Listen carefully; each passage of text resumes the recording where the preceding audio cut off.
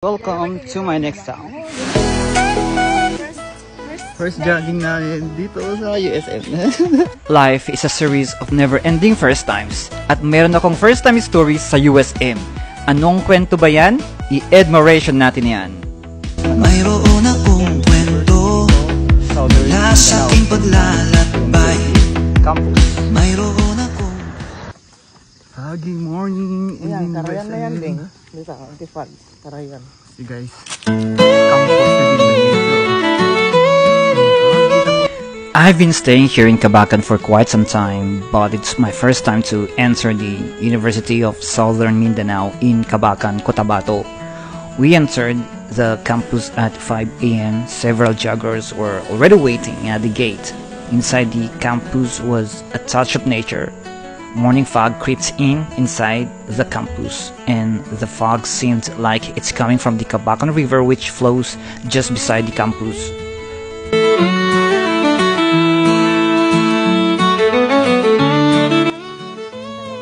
Okay, so meron din silang campus hospital. Kasi sa USM meron silang nursing, meron silang medicine, vetmed, may mga pharmacies pa, no? Pharmacy, medtech.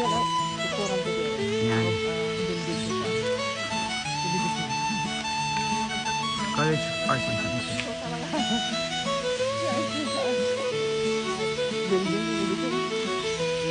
Ito, madaming mga ibon.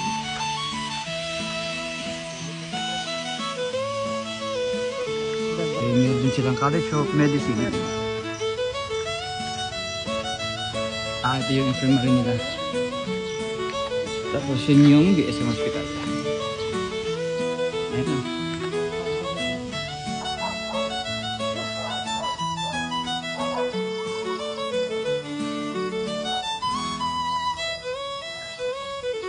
College of Veterinary Auditorium Monument.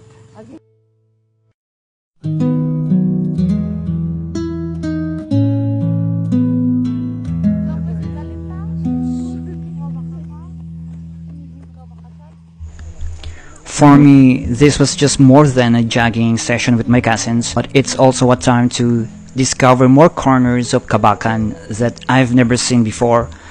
The University of Southern Mindanao is in fact a crowd magnet in Cabacan. It has attracted thousands of students from all over the Philippines because of its quality education. Para sa mga eskolar ng bayan, this state U is free, but you have to prove that you deserve your slot to enjoy free education.